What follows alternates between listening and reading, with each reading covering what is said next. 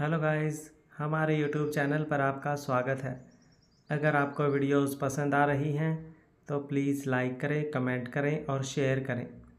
अगर आपने चैनल को अभी तक सब्सक्राइब नहीं किया है तो प्लीज़ चैनल को सब्सक्राइब करें। सभी स्टूडेंट्स याद रखें, स्टार्स को एक जगह पर अरेंज करने के बाद आपको अपने फोकस को भटकने नहीं देना है। आपको तुरंत अपने मैजिक एक्टिवेशन के बाद अपने टारगेट पर फोकस्ड रहना है।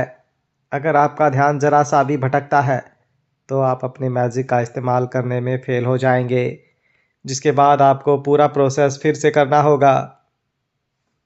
उनकी वो मीठी आवाज़ सभी के कानों में एक बार फिर गूंजी। यह आवाज़ एक जादुई घंटी की तरह थी जो सभी के दिमाग में गूंज रही थी। उसी समय मिस मीरा के शरीर के चारों ओर एक चमकदार रेड स्टार पाथ आ गया, जो जल्दी से उनके जेड जैसे दाहिने हाथ में आ गया। इसके बाद उनकी हथेलियों में एक रेड फ्लेम तेजी से आ गई, जो देखने में बहुत ही खतरनाक दिख रही थी, जिसे देख स्टूडेंट्स अब डरने लगे थे। अपनी पूरी ताकत के साथ उन्होंने वो फ्लेम टारगेट की ओर फेंक दिया। फ्लेम एक तीर की तरह निकली और इसके बाद यह एक गोली की तरह हो गई, सटीकता से पुतले के शरीर में जाकर गायब हो गई। गायब हो गया?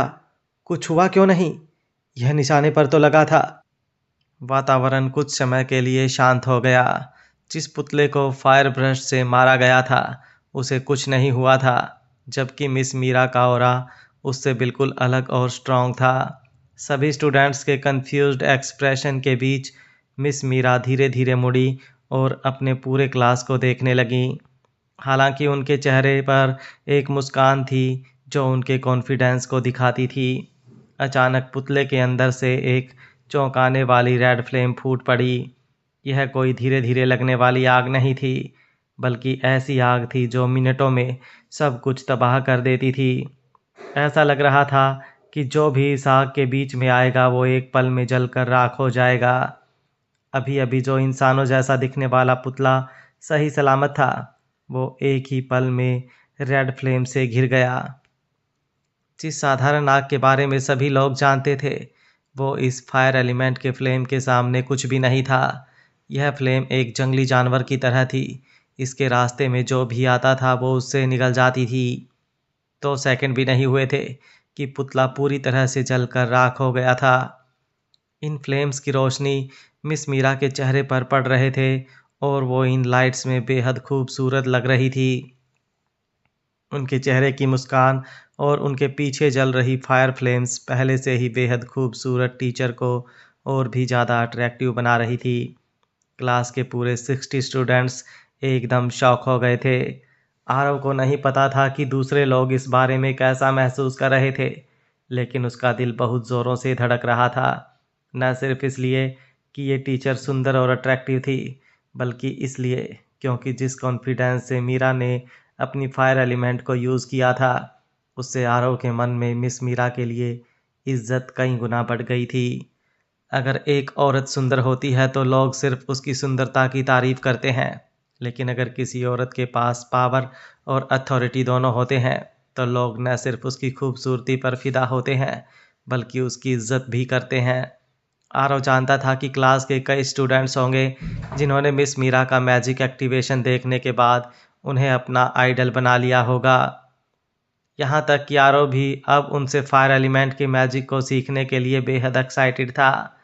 हालांकि प्रोफेसर मिश्रा और मिस मीरा दोनों टीचर्स थे, लेकिन प्रोफेसर मिश्रा का मैजिक एक्टिवेशन बहुत बोरिंग लगता था। इसे देखकर तो लोगों को नींद आने लगती थी। ठीक है, हमारी क्लास में फायर एलिमेंट के स्टूडेंट्स कौन कौन हैं? मुझे उनके नाम लिखने हैं। सभी स्टूडेंट्स की आंखों में मीरा अपने लिए एक अलग रिस्पेक्ट देख पा रही थी, लेकिन वो फिर भी नॉर्मली क्लास को पढ़ा रही थी। मैं फायर एलिमेंट यूज़र हूँ। एक लड़की जिसके चेहरे पर कॉन्फिडेंस झलक रहा था आगे आकर खड़ी हुई। वो नेहा थी, जिसने ओपनिंग सेरेमनी के दिन फायर एलिमेंट अवेकन कर कई लोगों को शॉक किया था। नेहा की आंखें लगातार मिस मीरा पर टिकी हुई थी। सच में नेहा को शुरुआत में वो पसंद नहीं आई थी। कैसे कोई टीचर क्लास में इतने अट्रैक्टिव कपड़े पहन कर आ सकती है और इतनी कोमल और सहज सी मीठी आवाज़ हो सकती है। हालांकि जब उसने उनका मैजिक एक्टिवेशन देखा तो वो हैरान रह गए।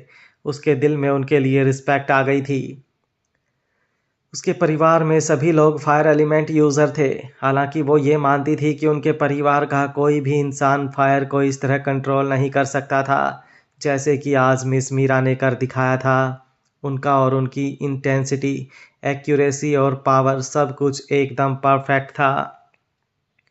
मैं भी हूँ मिस मीरा। मैं भी फायर एलिमेंट यूज़र हूँ।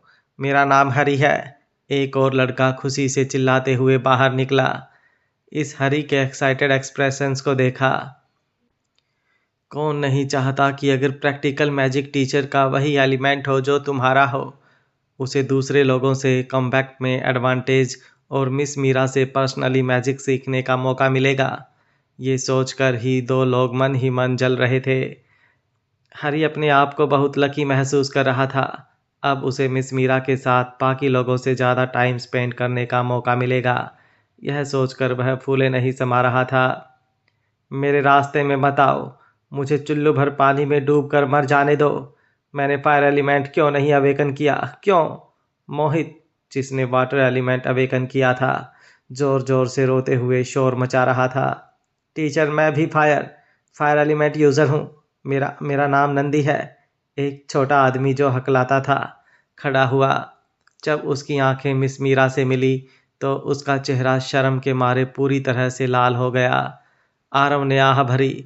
आप एक नज़र में बता सकते थे कि यह सिर्फ एक एवरेज पतला दुबला लड़का है जिसकी परवाह किसी ने नहीं की।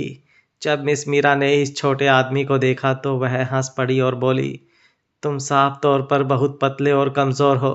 तुम्हारे परिवार ने तुम्हारा नाम नंदी क्यों रखा? मेरा शरीर कमज़ोर है, इसलिए माँ और पापा चाहते थे कि मैं मजबूत बनूं, एक बड़े बैल की तरह। ये तुम्हें बहुत गलत नाम मिला है। तुम्हारा नाम तो हकलाने वाला होना चाहिए था। हरमन ने नंदी को ताना मारते हुए कहा। मिस मीरा की नज़रें चारों ओर घूम गई। एक ही क्लास में सिर्फ 3 फायर एलिमेंट यूज़र्स हैं। यह बहुत कम है। उनके ऑरा से पता चलता है कि सिर्फ नेहा नाम की लड़की ही थोड़ी बेहतर है और उसकी मेडिटेशन की स्पीड भी अच्छी है। मैं भी हूँ। मेरा नाम आरव है। आरव ने होश में आकर भीड़ से बाहर निकलते हुए कहा। मिस मीरा की नज़रें आरव के शरीर पर पड़ी। जब वह आरव के ऑरा की जांच कर रही थी तो उनके होठों पर एक मुस्कान दिखाई दी। आरव, तुम्हारे पास वाकई हिम्मत है अपने आप को एक फायर एलिमेंट स्टूडेंट बुलाने की। पूरा 1 सेमेस्टर बीत चुका है, फिर भी तुम एक भी फायर एलिमेंट स्टार को कंट्रोल नहीं कर पाए हो। तुम्हारा स्टार अभी भी बहुत डार्क है, इतना कि तुम उसे देख भी नहीं सकते। दिखावा मत करो जैसे कि तुम कुछ हो, हरमन ने तुरंत कहा। पिछले सेमेस्टर के आखिरी में एक टेस्ट हुआ था। यह टेस्ट स्टूडेंट के कल्टीवेशन की स्पीड को जांचने के लिए था। कोई भी बदलाव नहीं हुआ। आरव का स्टार डस्ट उसके अवेकन होने के समय जैसा ही था। पूरे यह जानती थी और इसने हरमन को उस पर हंसने और उसका मजाक उड़ाने का मौका दिया। अगर तुम बेवकूफ़ी हो तो तुम बेवकूफ़ ही हो। तो क्या हुआ अगर उसने फायर एलिमेंट को अवेकन किया? तुम अपनी पूरी लाइफ में एक मैजिशियन नहीं बन सकते। हरमन ने आरव को घूरते हुए कहा। तुम्हारा फायर एलिमेंट टैलेंट बहुत अच्छा है तो तुम्हारा कल्टीवेशन इतना कम क्यों है? आरव, कई लोग फायर मैजिशियन बनने की इच्छा रखते हैं और तुम्हारे पास पहले से ही एक ऐसी बढ़त है जो कई लोगों के पास नहीं होती। तुम्हें मेहनत करनी चाहिए। मिस मीरा ने दया से आरव को देखते हुए कहा। मैं समझता हूँ मिस मीरा, आरव ने सिर हिलाया। मेडिटेशन के बाद एक मैजिशियन की स्पिरिचुअल फोर्स शक्तिशाली हो जाती है। उसकी शक्ति इतनी हो कि वो दूसरे मैजिशियन के ऑरा को भी महसूस कर सकते हैं। अपने शक्तिशाली स्पिरिचुअल फोर्स की मदद से मिस मीरा बड़े आराम से बता सकती थी कि उसके एलिमेंट की कल्टीवेशन लेवल बहुत कम थी या बिल्कुल भी नहीं थी। आरव को शुरू से ही पता था कि उसके कल्टीवेशन को छिपाना संभव नहीं था। हालांकि एक चीज़ थी, अगर आरव समनिंग एलिमेंट की शक्ति को छिपा ले और सिर्फ फायर एलिमेंट के ऑरा को दिखाए तो दूसरे सिर्फ फायर एलिमेंट के ऑरा को ही महसूस कर पाएंगे। इस तरह वो सिर्फ फायर एलिमेंट के कल्टीवेशन लेवल को ही जान पाएंगे, जबकि दूसरे एलिमेंट को महसूस नहीं कर पाएंगे। जैसे ही मैंने फायर एलिमेंट पर फोकस करने की कोशिश की, एक खूबसूरत फायर एलिमेंट टीचर अचानक हमारे क्लास में आ गई। ऐसा लगता है कि एनुअल एग्ज़ाम से पहले मैं प्राइमरी स्किल फायर डस्ट को एक्टिवेट कर सकता हूँ। आरव का कॉन्फिडेंस तुरंत बढ़ गया। तुम्हारे क्लास टीचर ने पहले ही मुझसे एनुअल एग्ज़ाम्स के बारे में बात की थी। पहले अगर तुम ज़रूरतों को पूरा नहीं करते तो तुम्हें स्कूल छोड़ने के लिए कहा जाएगा। दूसरा, तुम्हें तुम्हारे ग्रेड्स के अनुसार अलग अलग क्लास में बांट दिया जाएगा। अगर तुम्हें एलीट क्लास में रखा गया तो तुम्हें कुछ फ़ायदे मिलेंगे जो मैजिक यूनिवर्सिटी के एग्ज़ाम्स में तुम्हें बढ़त देंगे। इसलिए इस स्कूल सेमेस्टर में सभी को कड़ी मेहनत कर एलीट क्लास में आने की कोशिश करनी होगी। मिस मीरा ने सभी से कहा। मिस मीरा, क्या आप एलीट क्लास को पढ़ाएंगी? एक लड़के ने पूछा। हाँ, अगर सब कुछ प्लानिंग के अनुसार चलता है तो मैं तुम्हें पढ़ाने के बाद एलीट क्लास के लिए प्रैक्टिकल मैजिक टीचर के रूप में चुनी जाऊंगी। मीरा ने हल्के से सिर हिलाते हुए कहा। टीचर, मैं लक्की, मैं हरी, एलीट क्लास में आने के लिए कड़ी मेहनत करूंगा। मिस मीरा, मैं भी भविष्य में आपका ही स्टूडेंट बनना चाहता हूँ। मीरा ने एक कोमल मुस्कान बनाए रखी, क्योंकि वह बता सकती थी कि उनकी आज की पहली क्लास काफ़ी अच्छी रही। स्टूडेंट्स का पढ़ाई के लिए जुनून जाग उठा था। ओह हाँ, जब कोई भी 7 स्टार्स को कंट्रोल करने में कामयाब हो जाए तो वो मुझसे पर्सनली आकर मिल सकता है। मैं अपने शेड्यूल से समय निकाल कर तुम्हें कुछ और सिखाऊंगी। मीरा ने आगे कहा। क्या? पूरी क्लास में अचानक शोरगुल होने लगा। 7 स्टार्स, ये अचानक सभी को टारगेट बन गया। मैं 7 स्टार से बहुत दूरी नहीं हूँ। मिस मीरा, मेरा इंतज़ार करना। क्या सच में? तुम कितने को कंट्रोल कर सकते हो? 2। चल हट, मैं 3 कर सकता हूँ। यह तुमसे बेहतर है, हरी ने गर्व से भरे चेहरे के साथ कहा। 3 स्टार्स और तुम अब भी यहाँ खड़े होकर घमंड कर रहे हो? मैं लगभग 4 पर हूँ। क्या तुम नहीं जानते कि जैसे जैसे तुम आगे बढ़ते हो उन्हें कंट्रोल करना और भी मुश्किल होता जाता है? राजेश ने ताना मारते हुए पूछा। यह मज़ेदार है, बहुत मज़ेदार है। तुम सभी बेवकूफ़ हो। आदित्य पहले ही 5 स्टार्स को कंट्रोल कर चुका है। अगले सेमेस्टर में वो अगर आधे दिन भी मोबाइल चलाए तब भी वो 7 स्टार्स तक बड़े आराम से पहुंच सकता है। सबसे पहले मिस मीरा के साथ काम करने वाला आदित्य ही होगा। हरमन ने तुरंत उपहास करते हुए कहा। क्या आदित्य सच में इतना टैलेंटेड है? 5 स्टार्स, उसने इसे कैसे कल्टीवेट किया? वो तो सच में बहुत टैलेंटेड है। मैंने सुना है कि स्कूल के सबसे टैलेंटेड स्टूडेंट जिसमें समनिंग एलिमेंट अवेकन किया था, उसने भी सिर्फ 5 स्टार्स को ही कंट्रोल किया है। गर्म हवा पहाड़ों के ऊपर बह रही थी, दक्षिण को अपने घेरे में लेकर वसंत के आने का संकेत दे रही थी। इसके बाद भारी बारिश आई, एक अच्छा संकेत, जिसके बाद पेड़ की सभी पत्तियां और फूल खिल उठे थे। चारों तरफ हरियाली ही हरियाली नजर आ रहे थे और मौसम बहुत खुशनुमा लग रहा था।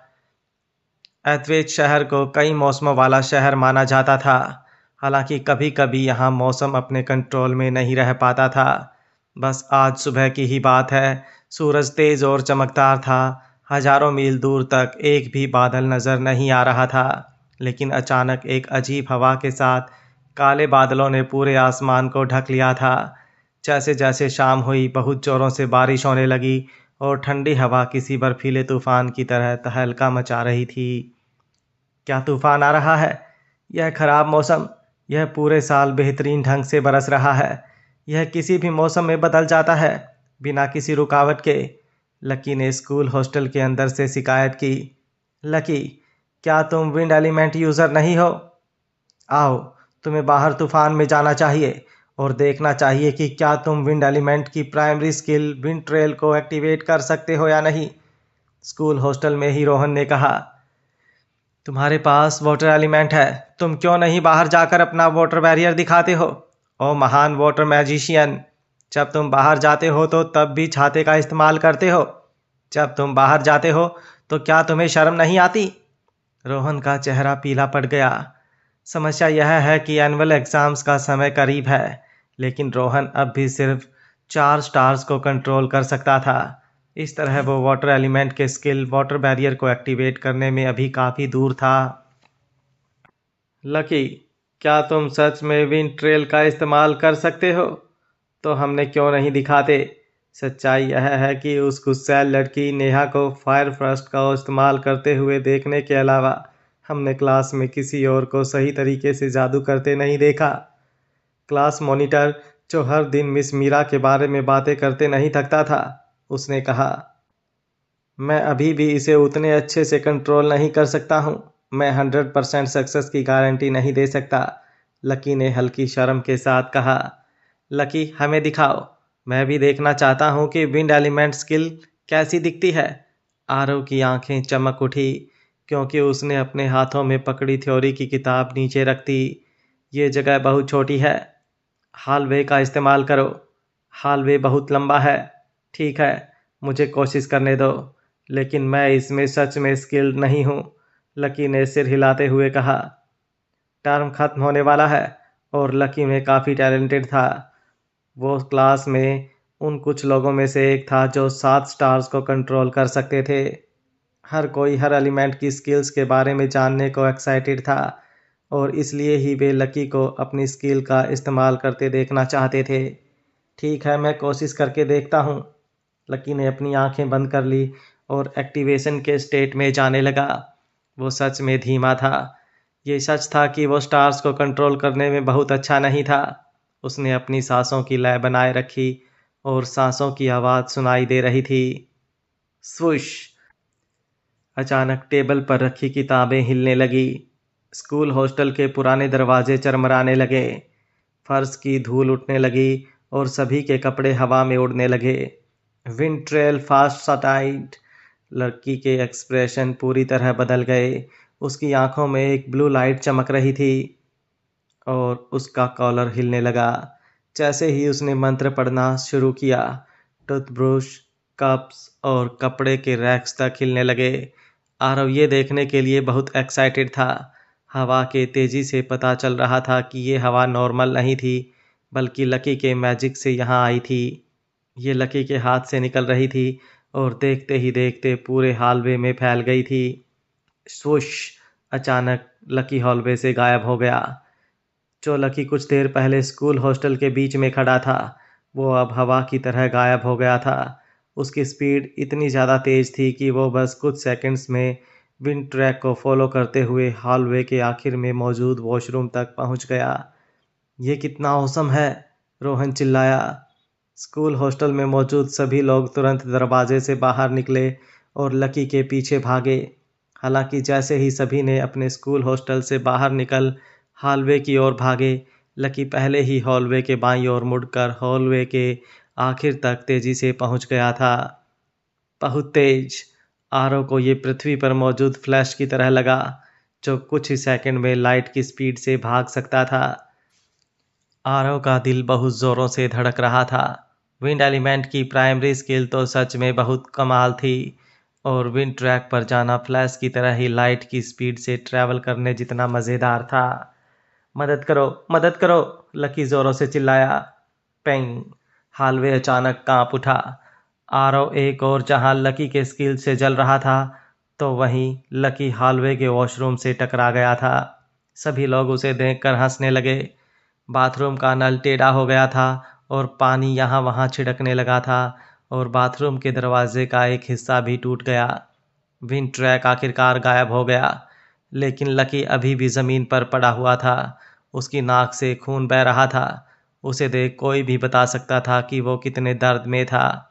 आरव ने चुपचाप अपना सिर पीछे कर लिया और बेड पर जाकर बुक खोल के उसे ऐसे पढ़ने की एक्टिंग करने लगा जैसे कुछ हुआ ही ना हो। और तभी गुस्से में होटल का मैनेजर वहां पहुंचा। विंड एलिमेंट की स्पीड किसी तेज़ स्पीड वाली कार के जैसी थी, लेकिन अभी उसे इसका इस्तेमाल करना अच्छे से नहीं आता था। उसे ये नहीं पता था कि कब विंड ट्रैक से बाहर आना है और कब उसे रोकना है। यही वजह थी कि वो विंड ट्रैक को रोके बिना ही वॉशरूम से टकरा गया था। तुम सभी बहुत बड़े बदमाश हो। एनुअल मैजिक एग्ज़ाम्स इतने करीब हैं और तुम लोगों को अभी भी मस्ती सूझ रही है। अगर मैंने फिर से ऐसा कुछ होते देखा तो तुम लोगों की खैर नहीं। इस ठंडी हवा और बारिश में हॉस्टल मैनेजर की दहाड़ पूरे हॉलवे में गूंज गई। एनुअल एग्ज़ाम्स आखिरकार आ गए और बहुत से लोगों के लिए आज का दिन एक भयानक सपने जैसा था। इसका कारण यह था कि वो डर रहे थे कि कहीं आज उन्हें स्कूल से बाहर ना निकाल दिया जाए। हालांकि मैजिक की पढ़ाई करना कोई बच्चों का खेल नहीं था। हर मैजिक हाई का सिस्टम ऐसा ही काम करता था। जो लोग इसे पूरे 1 साल में भी अपने मैजिक का इस्तेमाल नहीं कर पाए, उन्हें स्कूल से निकाल दिया जाएगा, क्योंकि स्कूल का मानना था कि मैजिक उनके लिए बना ही नहीं है। जो स्टूडेंट्स अपना मैजिक कल्टीवेशन मन लगाकर कर रहे थे, आज का दिन उन्हें अपना टैलेंट और अपनी मेहनत दिखाने का था। आज का दिन स्पेशली उन स्टूडेंट्स के लिए था जो अपने एलिमेंट के प्राइमरी रैंक स्किल्स का यूज़ करने लगे थे। तूफान भरी रात गुजर चुकी थी और सुबह का सूरज एक खुले आसमान के साथ पूरी दुनिया के लिए नई उम्मीदें लेकर आया था। आरव के चाचा के महल के अंदर आदित्य ने स्पेशली आज के दिन एक वाइट कलर की टी शर्ट और ट्राउज़र्स पहने हुए थे। उसे देखकर ऐसा बिल्कुल भी नहीं लग रहा था कि वो एक अमीर फैमिली का लड़का था। आदित्य एक हैंडसम लड़का था और उस पर येलो प्रोफाइल के कपड़े भी जम रहे थे। उनमें वो और भी एलिगेंट नज़र आ रहा था। उसने पहले ही कई लड़कियों का दिल जीत लिया था, लेकिन कोई कैसे भूल सकता था कि वो रॉयल फैमिली रज़ावत का मेंबर है। हालांकि उसके एक मैजिशियन फैमिली से आने की वजह से वो इन साधारण और नॉर्मल बैकग्राउंड की लड़कियों में से किसी को भी पसंद नहीं कर सकता था। उसके लिए तो सिर्फ समायरा जैसी लड़की बनी थी, जो जीनियस और सिंह फैमिली जैसे रॉयल फैमिली से थी। उसके अलावा और कोई भी लड़की उसके लायक नहीं थी। आदित्य, आज तुम्हें अपना पूरा टैलेंट शो ऑफ करना होगा। तुम्हें पता होना चाहिए कि सिंह फैमिली आज यंग मैजिक स्टूडेंट्स को कुछ कल्टीवेशन रिसोर्सेज और स्पेशल ट्रेनिंग बोटिंग ये डिस्ट्रीब्यूशन सभी स्टूडेंट्स के कल्टीवेशन ग्रेड्स और इस मैजिक कम्युनिटी में उनकी फैमिली के कंट्रीब्यूशन को मद्देनज़र रखते हुए दिया जाएगा। तुम्हें इन रिसोर्सेज और स्पेशल ट्रेनिंग्स को पाने के लिए बहुत मेहनत करनी होगी, तभी सिंह फैमिली का ध्यान तुम्हारी ओर आएगा। कल्टीवेशन रिसोर्सेज और स्पेशल मैजिक ट्रेनिंग्स वो थी जो मैजिशियन के कल्टीवेशन को कई गुना बढ़ा सकती थी। अहान ने कितने भी पैसे कमा लिए हों, वो फिर भी अपने बेटे को इस तरह की स्पेशल ट्रेनिंग नहीं दे सकता था। पापा, आप मेरी फिक्र बिल्कुल भी मत करो, आदित्य ने कॉन्फिडेंस के साथ कहा। जैसे ही उसने बात खत्म की, आदित्य को अचानक कुछ याद आया। उसने मुड़कर धीरे से कहा, पापा, मैंने सुना है कि समायरा भी आज मैजिक हाई आ रही है। हाँ, आज स्टारलाइट मैजिक हाई स्कूल के लिए बहुत ही खास दिन है। इस साल सेलेस्टियल इंस्टीट्यूशन की गर्मियों की छुट्टियां जल्दी शुरू होने की वजह से समायरा इस साल जल्दी घर लौट आई है। मैंने सिंह फैमिली के हेड से बात की और उन्होंने अद्वैत शहर की शान समायरा को आज सारे स्टूडेंट्स को एक लेक्चर देने के लिए और सभी स्टूडेंट्स का एनुअल एग्जामिनेशन देखने के लिए बुलाया है, और इस तरह उसे स्कूल के स्टूडेंट्स की क्वालिटी का पता भी चल जाएगा, अहान ने कहा। ये बात सुनते ही आदित्य के चेहरे पर एक चौड़ी मुस्कान आ गई और उसके मन में लड्डू फूटने लगे। अहान अपने बेटे के बारे में बहुत अच्छे से जानता था। वो देख सकता था कि आदित्य समायरा के आ जाने से कितना एक्साइटेड है, इसलिए उसने हंसते हुए आदित्य की पीठ थपथपाई। जब तुम अपना परफॉर्मेंस दे रहे होगे तो मैं पूरे सिंह फैमिली के साथ समायरा को भी वहीं बैठा लूँगा तुम्हारी परफॉर्मेंस देखने के लिए। अगर सिंह फैमिली के हेड ने तुम्हारा टैलेंट देख लिया तो चांसेस हैं कि वो तुम्हें 2 से 3 महीने के लिए फैमिली का स्टार डस्ट मैजिक टूल भी दे दें। उससे तुम्हें कितना फ़ायदा हो सकता है, ये तुम भी नहीं सोच सकते। Star dust magic tool? सच में मेरे पास स्टार डस्ट मैजिक टूल को इस्तेमाल करने का मौका है? आदित्य की आंखें चमक उठी। बिल्कुल। क्या तुम्हें पता है कि हम आम मैजिशियन से अलग क्यों हैं? क्योंकि हमारे पास फैमिली ब्लड लाइन है, दूसरे मैजिशियन फैमिली से अच्छे रिलेशंस हैं। अगर तुम सिंह फैमिली के एक और शिष्य बन जाते हो तो तुम्हारे पास स्टार डस्ट मैजिक टूल को इस्तेमाल करने का मौका होगा। उससे तुम्हारा मैजिक कल्टीवेशन स्कूल के आम स्टूडेंट से कई गुना बढ़ जाएगा। पापा, मैं अपनी पूरी कोशिश करूँगा। स्कूल के बाकी स्टूडेंट से ज़्यादा मैजिक कल्टीवेशन करने का मौका मिलना उसे अब ये स्टार डस्ट मैजिक टूल किसी भी कीमत पर चाहिए था। अब उसकी समझ में आ रहा था कि सिंह फैमिली के मैजिशियंस इतनी जल्दी मैजिक कल्टीवेशन कैसे कर पा रहे थे। ये सिर्फ उस स्टार डस्ट मैजिक टूल का कमाल था। मैजिशियंस के पास कल्टीवेशन करने का लिमिटेड टाइम ही होता था, और अगर वो इससे ज़्यादा मेडिटेट करने की कोशिश करते तो वो बेहोश हो जाते थे। नॉर्मल स्टूडेंट सिर्फ 5 घंटे मेडिटेशन कर सकते थे। इससे ज़्यादा देर तक मेडिटेट करने से वो थक जाते थे, लेकिन स्टार डस्ट मैजिक टूल का इस्तेमाल करने से वो अपनी एनर्जी बहुत जल्द रीगेन कर सकते थे, और इसे यूज़ करने से उनकी थकान भी बहुत कम हो जाती थी। थकावट को जल्दी ख़त्म करने और मैजिशियन के कल्टीवेशन टाइम को बढ़ाने के लिए ही ये स्टार डस्ट मैजिक टूल था। अगर कोई स्टूडेंट लगातार 3 महीने मन लगाकर इसे यूज़ करे तो वो अपने बाकी के क्लासमेट से कई गुना आगे निकल जाएगा। इसका सीधा सीधा मतलब था स्टार डस्ट मैजिक टूल की मदद से एक मैजिशियन नॉर्मल टाइम के आधे टाइम में ही अपनी स्किल एक्टिवेट कर सकता था। एक मैजिशियन के लिए आखिर इससे बड़ा एडवांटेज और क्या हो सकता है। पापा, आपने बताया था कि एलीट क्लास के स्टूडेंट्स को भी स्टार डस्ट मैजिक टूल को इस्तेमाल करने का मौका मिलेगा। क्या ये सच है? आदित्य ने एक्साइटेड होकर पूछा। हाँ, यह सच है, क्योंकि यह एक मैजिक स्कूल है, तो यहाँ मैजिक कंट्रीब्यूशन रिसोर्सेज होना भी आम बात है। लेकिन ये रिसोर्सेज बहुत ही लिमिटेड हैं। स्कूल में बहुत सारे स्टूडेंट्स हैं, हर एक को इन रिसोर्सेज को यूज़ करने का मौका देना नामुमकिन है। इसलिए हर साल एनुअल मैजिक एग्ज़ाम्स रखना ज़रूरी है, और एक एलीट क्लास का होना भी ज़रूरी है। इस तरह सिर्फ एलीट क्लास के स्टूडेंट्स को ही स्टार डस्ट मैजिक टूल का इस्तेमाल करने का मौका मिलेगा, और तुम्हारे ग्रेड्स के साथ तुम्हारा एलीट क्लास में जाना कन्फर्म है। पापा, आप बिल्कुल भी परेशान मत होइए। मैं आपको शर्मिंदा नहीं करूँगा, बल्कि आज आपको आपके बेटे पर गर्व महसूस होगा। तुम्हें स्कूल रिसोर्सेज पर निर्भर होने की कोई ज़रूरत नहीं है। तुम बस सिंह फैमिली के हेड के सामने अपना बेस्ट परफॉर्मेंस देना। सिंह फैमिली में एक और शिष्य बनने से तुम्हें ऐसे रिसोर्सेज मिलेंगे जो एक आम मैजिशियन अपनी पूरी लाइफ में भी हासिल नहीं कर सकता। आहान ने आदित्य की पीठ थपथपाते हुए कहा। अरे हाँ, मुझे याद आया, तुम्हारी बड़ी चाची का लड़का आरव कैसा है? कुछ पढ़ता लिखता है या नहीं? आहान ने बिना सोचे समझे पूछा। पापा, वो लड़का किसी भी काम का नहीं है। वो इस एनुअल एग्ज़ाम में ज़रूर फेल हो जाएगा और उसे स्कूल से निकाल दिया जाएगा। आदित्य सच में आरव से बहुत नफरत करता था। जब वो सभी बच्चे थे तो सभी इसी एरिया में एक साथ पड़े हुए थे। आरव के साथ हमेशा बच्चों का एक पूरा ग्रुप होता था। वो एक उछल कूद करने वाले बंदर राजा की तरह था, और बाकी बच्चे उसके सिपाही जो उसके पीछे पीछे घूमते थे। हालांकि आदित्य को आज तक ये बात समझ नहीं आई कि समायरा जैसी लड़की जो सिंह फैमिली से थी, वो भी उन बच्चों के साथ खेलती थी और उनके बहुत करीब थी। आखिर आरव था कौन? वो बस एक जंगली बंदर था जो जंगल में यहाँ से वहाँ उछलता रहता था। बड़े चाचा विहान के जाने के बाद से उसका पढ़ाई में मन लगना बिल्कुल ख़त्म हो गया था, जिसके बाद वो एक बेवकूफ़ से कम नहीं रह गया। आदित्य ने मन ही मन सोचा। पापा, आपके उसकी इतनी मदद करने के बावजूद भी वो अब तक एक स्टार को भी कंट्रोल नहीं कर पाया है। उसके लिए तो यही अच्छा होगा कि उसे स्कूल से निकाल दिया जाए। अच्छा है कि बड़े भैया विहान आरव की ऐसी हरकतें देखने के लिए यहाँ नहीं हैं।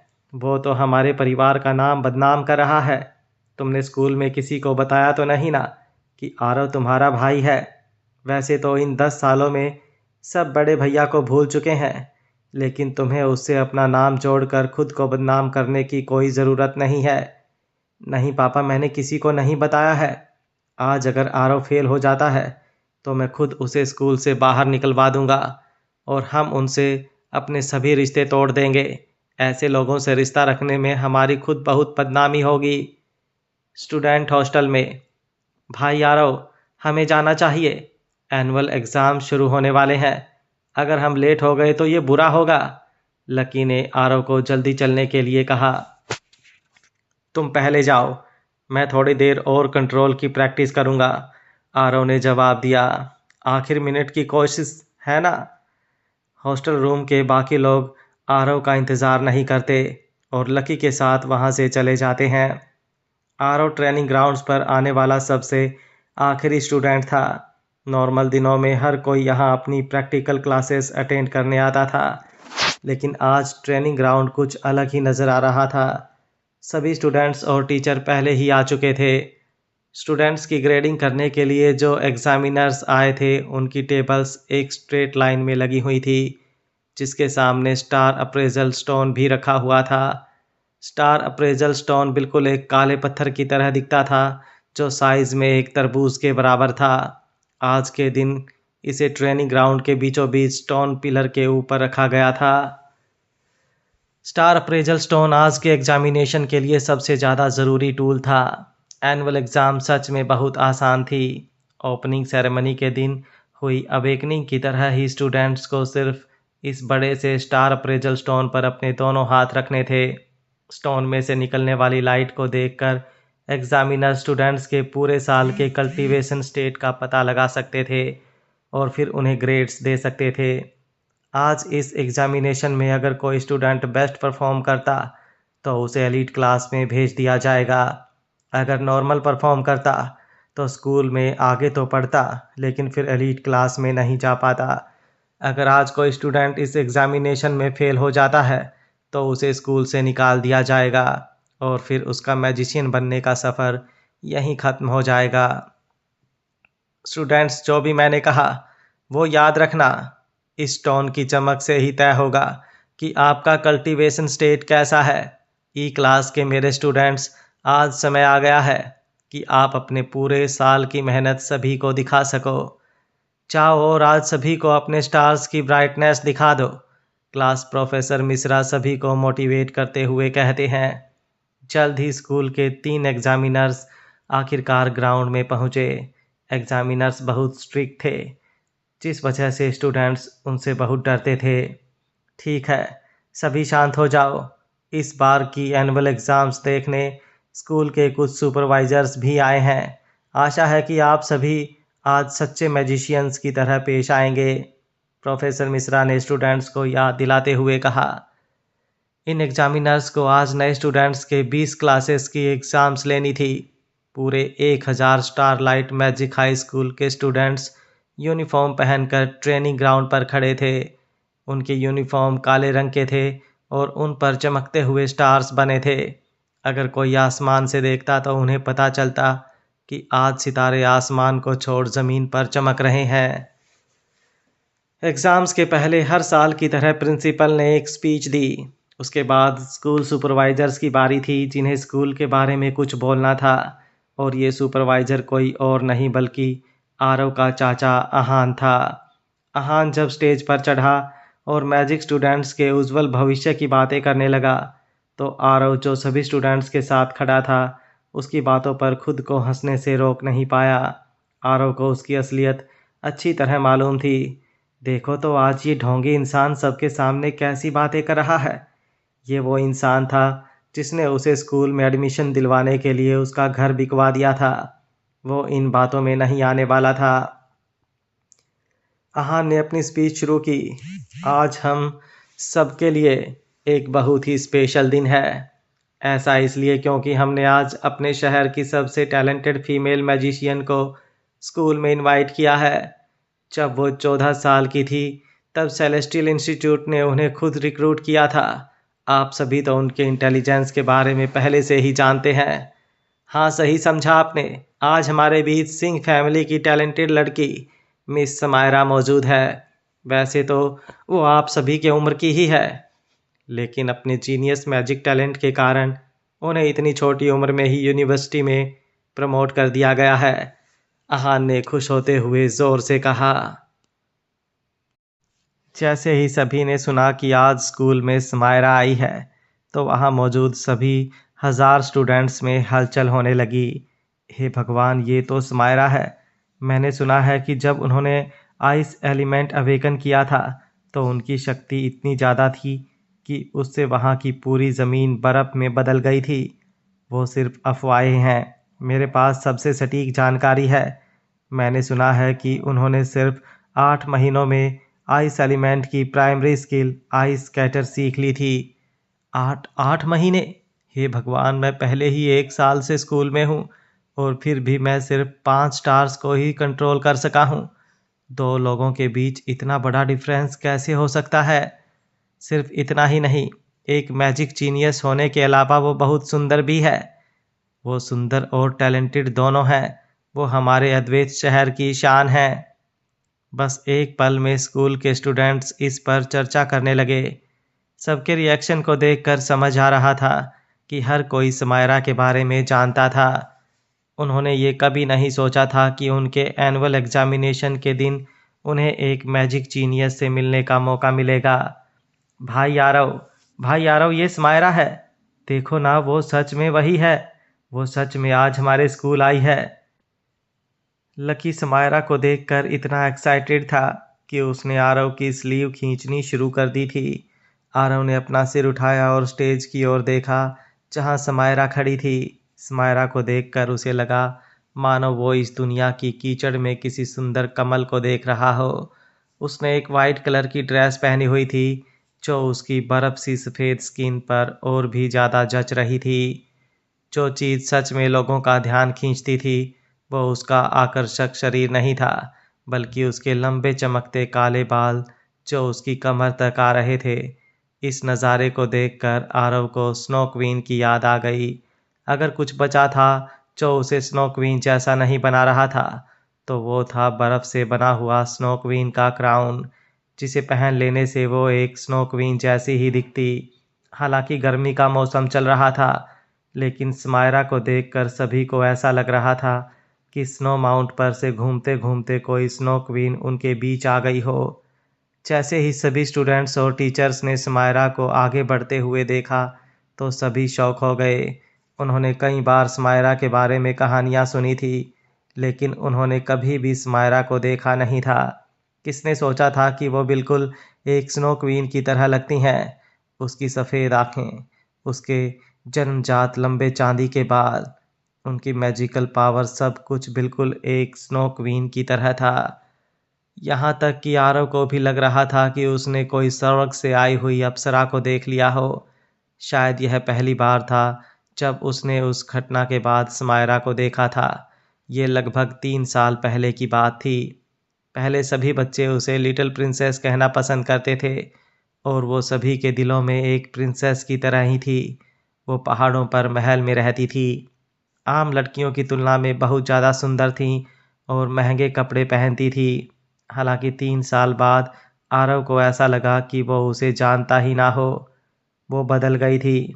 अब वो क्यूट और हमेशा हंसती और मुस्कुराती रहने वाली लिटिल प्रिंसेस नहीं थी। अब वो बड़ी हो गई थी। भाई आरव, आपको लिटिल प्रिंसेस के साथ तभी भाग जाना चाहिए था जब आप छोटे थे। लकी ने समायरा की ओर देखते हुए कहा।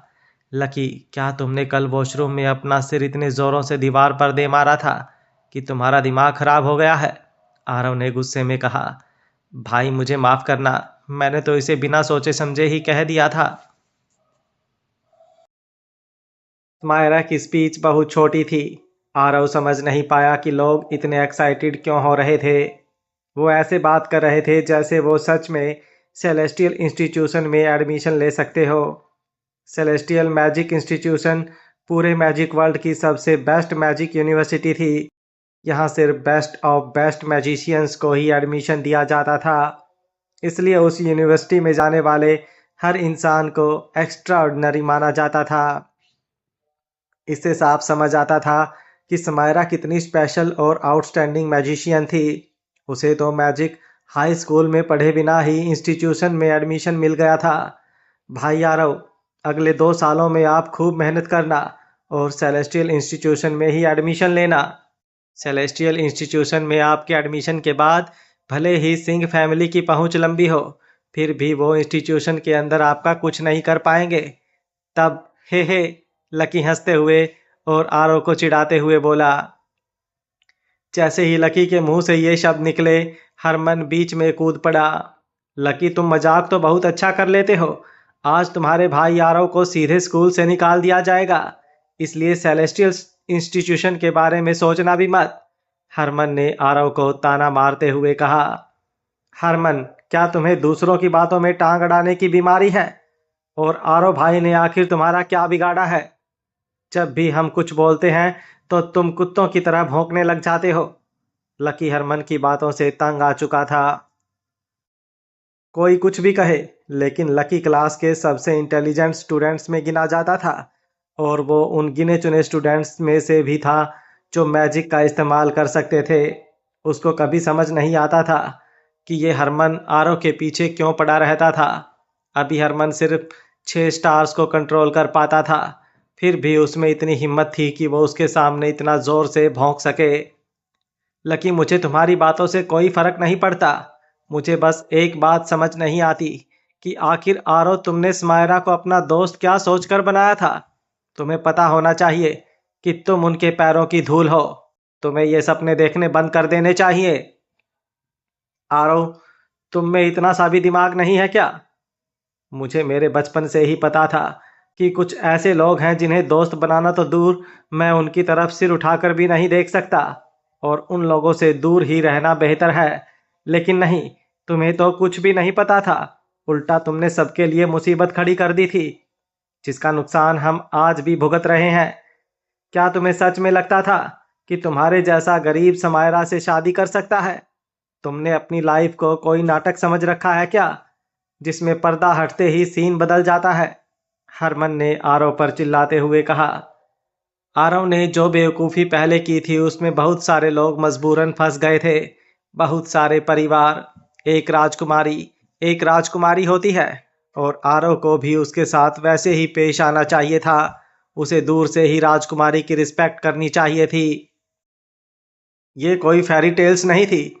जब आरव राजकुमारी को घोड़े पर बैठा कर ले जाता और उसे शादी कर लेता, और यहाँ आरव की एक गलती की वजह से सिंह फैमिली के हेड ने गुस्से में टैक्सेस बढ़ा दिए थे, जिससे सभी गरीबों को उसका किया भुगतना पड़ रहा था।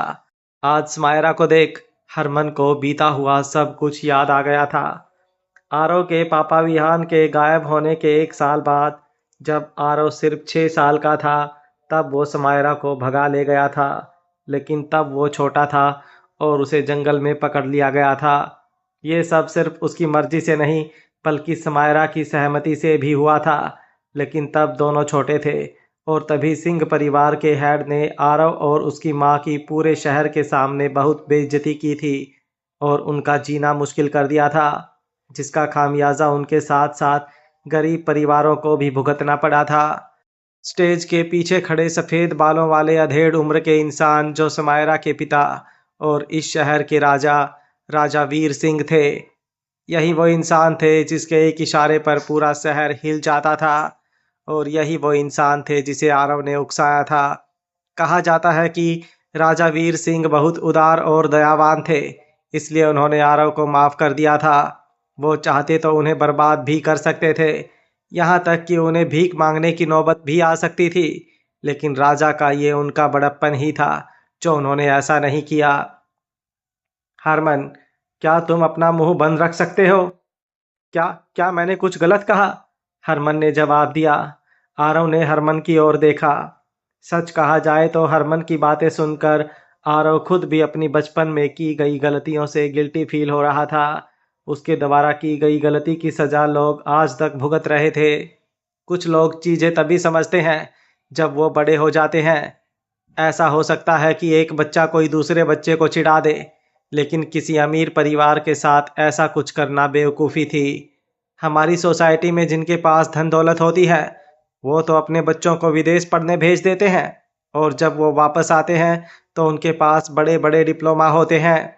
उन्हें तो आसानी से जॉब्स मिल जाती हैं जहां उनके पे चेक में 6 ज़ीरो से ज़्यादा ज़ीरो होते हैं। लेकिन उन लोगों का क्या, जिनके पास ज़्यादा पैसा नहीं होता? उन्हें तो यहीं रहकर दिन रात मेहनत करनी पड़ती है और कई सालों तक अपनी रोजी रोटी के लिए एक नहीं बल्कि 2-3 जॉब्स एक साथ करनी पड़ती हैं। फिर भी ऐसे लोगों को नीची नज़र से क्यों देखा जाता है? उन्हें बड़े लोगों के पैरों की जूती क्यों समझा जाता है, जबकि वो ज़्यादा मेहनती होते हैं? हरमन ने जो कुछ भी कहा था, उसे ये समझ तो आ गया था कि वो अपनी एज के बाकी लोगों से ज़्यादा समझदार था। उसे पता था कि ऐसे छोटे से शहर में रहकर अपने सपने पूरे कर पाना तो दूर, उनकी तरफ भागना भी बेवकूफ़ी है। इसलिए उसने ये सच एक्सेप्ट कर लिया था और आदित्य से दोस्ती कर ली थी। लेकिन आरव ऐसा बिल्कुल भी नहीं मानता था। उसका ओपिनियन हरमन से अलग था, इसलिए हरमन की इन बातों पर उसे हंसी आ रही थी। हरमन, तुम में एक वफादार कुत्ता बनने की अच्छी खूबियां हैं और काबिलियत भी। इसके लिए मैं तुम्हारी तारीफ जरूर करूंगा। मैं शायद तुम्हारे जैसा कभी ना बन पाऊं। आरव ने हरमन को ताना मारते हुए कहा। तुम होते कौन हो मुझे ऐसा बोलने वाले? अगर मैं एक कुत्ता होता तो तुम कम से कम एक अमीर कुत्ता होता, जो अच्छे घर में रहता, अच्छे कपड़े पहनता और अच्छा खाना खाता। लेकिन तुम तो एक गली के कुत्ते हो। वो कुत्ता जो कचरे के डिब्बे में से खाना खाता है और सड़क पर रहता है। तुम एक बार अपनी ओर देखते क्यों नहीं हो? तुम बिल्कुल उसी कुत्ते की तरह हो जिसे गंदे नाले की बदबू आती है। और सबसे मजेदार बात क्या है तुम्हें पता है? तुमने तो अपनी पूरी फैमिली को ही बर्बाद करके रख दिया। तुम्हारे पास जो आखिरी चीज थी, तुम्हारा पुश्तैनी घर, वो भी तुमने यहाँ आने के लिए बेच दिया। लेकिन याद रखना, आज के दिन तुम्हें स्कूल से निकाल दिया जाएगा। फिर क्या शक्ल दिखाओगे अपनी माँ को? मुझे तो तुम्हारी माँ से ये पूछना है कि तुम जैसे बेटे की माँ होने पर उन्हें शर्म नहीं आती? हरमन ने आरव पर चिल्लाते हुए कहा। आरव ने जो बातें हरमन से कही थी वो सच में उसकी कमजोरियां थी, लेकिन हरमन भी इतनी जल्दी हार मान लेने वालों में से नहीं था। उसने अपनी कमजोरियों को एक्सेप्ट किया और फिर आरव पर चिल्लाने लगा। आरव ने वहां खड़े हुए लोगों की तरफ देखा और तभी उसकी नज़र आदित्य पर गई, जो इस लड़ाई को बहुत अच्छे से एंजॉय कर रहा था। उसे मज़ा आ रहा था कि उसका चमचा हरमन आरव को ये सब बातें सुना रहा था। ये वही आदित्य था जिसे उसके पिछले वाले आरव ने लगभग 3 साल पहले जमीन पर पटक कर बहुत मारा था। जब वो बच्चे थे तो लड़ाई हो जाने पर एक दूसरे के ऊपर चिल्लाते थे, एक दूसरे के ऊपर छोटे छोटे पत्थर फेंकते थे तो उनका पूरा गुस्सा निकल जाता था। लेकिन अब ये सभी बड़े हो गए थे और इनका गुस्सा भी बदल गया था। अब ये एक दूसरे को नुकसान पहुंचाने के लिए कुछ भी कर सकते थे। आज आदित्य को अपना बदला लेने का मौका मिल गया था। अभी तो आदित्य ने सिर्फ आरव के पीछे अपना कुत्ता हरमन छोड़ा था, लेकिन ये तो सिर्फ शुरुआत थी। Not bad, not bad. जिस आदित्य को मैंने कुत्तों की तरह पीटा था, वो आज आखिरकार प्लानिंग करना सीख गया था। ये भी ठीक है, मेरी मार से उस बेचारे को कुछ तो सीखने को मिला। आओ, जो भी चाल तुम्हारे पास हो उसका मुझ पर इस्तेमाल करो। तुम जैसे लोगों से लड़ने का मेरे पास एक नहीं बल्कि 2 जन्मों का एक्सपीरियंस है। और मैं ना ही पिछली जिंदगी में मैं किसी से हारा था और ना ही इस जन्म में तुम जैसे बच्चे से हारूंगा। और अगर तुमने मेरे या मेरी फैमिली के साथ कुछ भी करने की कोशिश की तो पिछली बार तो तुम सिर्फ पीटे गए थे, लेकिन इस बार मैं तुम्हें ऐसा सबक सिखाऊंगा कि तुम्हें अपने होने पर भी पछतावा होगा। आरव ने मन ही मन सोचा। ठीक है, चलो अब सभी स्टूडेंट शांत हो जाइए। अब एनुअल मैजिक एग्जामिनेशन शुरू होने जा रहा है। अगर अब एक भी आवाज़ आई तो आपको ये एग्जामिनेशन देने का मौका नहीं दिया जाएगा। स्कूल डायरेक्टर ने कहा। मैं तो बस उस पल का इंतज़ार कर रहा हूँ जब तुम्हें पूरे स्कूल और समायरा के सामने स्कूल से निकाला जाएगा। इसके बाद तो राजकुमारी को समझ आ ही जाएगा कि बचपन में तुम्हारे साथ भागने की कोशिश करना उनकी सबसे बड़ी भूल थी। आदित्य ने आरव के पास आकर उसके कानों में फुसफुसाते हुए कहा। आदित्य, तुम्हारे मुंह से बदबू आ रही है। मैं इस बदबू को सहन नहीं कर सकता। मुझसे दूर रहो। आरव ने अपने हाथ से उसे दूर करते हुए कहा। बस आज के लिए इस भिखारी को झेलना है मुझे, फिर तो ये चला ही जाएगा। 3 साल पहले आरव ने आदित्य को समायरा के सामने जमीन पर लिटाकर बहुत मारा था। तब से आदित्य समायरा के सामने अपना सिर उठाकर उससे बात नहीं कर पाया था। आज आदित्य ने प्लानिंग बनाई थी कि वो अपने बेइज्जती का बदला लेगा। पूरे स्कूल और समायरा के सामने निकाले जाना, और वो भी इस सोसाइटी में जहाँ मैजिक की सबसे ज़्यादा इम्पोर्टेंस थी। ये आरव के लिए एक मजाक का कारण बनेगा और इस तरह समायरा ज़रूर उससे नफरत करने लगेगी। इन सब के बाद वो अपनी माँ के सामने किस मुंह से जाएगा? वो उनसे जाकर क्या कहेगा? ये कि जिस स्कूल में पढ़ाने के लिए उन्होंने अपना घर तक बेच दिया था, वहां से उसे निकाल दिया गया है। फेल हुए स्टूडेंट्स को स्कूल से निकाल देना बहुत आम बात थी। स्कूल से निकाले जाने पर कोई अनाउंसमेंट नहीं की जाती थी। स्कूल इतना भी बुरा नहीं था कि एक स्टूडेंट को सबके सामने बेइज्जत करता, बल्कि उसे पर्सनली इन्फॉर्म कर दिया जाता था। लेकिन एक एक्सेप्शन ज़रूर था। अवेकनिंग के बाद सभी स्टूडेंट्स रोज़ाना अपनी स्टार डस्ट को मेडिटेशन से कल्टीवेट करते थे। यहाँ तक कि कमज़ोर से कमज़ोर स्टूडेंट भी प्रैक्टिस कर अपने स्टार डस्ट की चमक को बढ़ाता था। लेकिन अगर कोई स्टूडेंट पूरे साल बिल्कुल भी प्रैक्टिस ना करे तो उनकी स्टार डस्ट में बिल्कुल भी एनर्जी नहीं होती।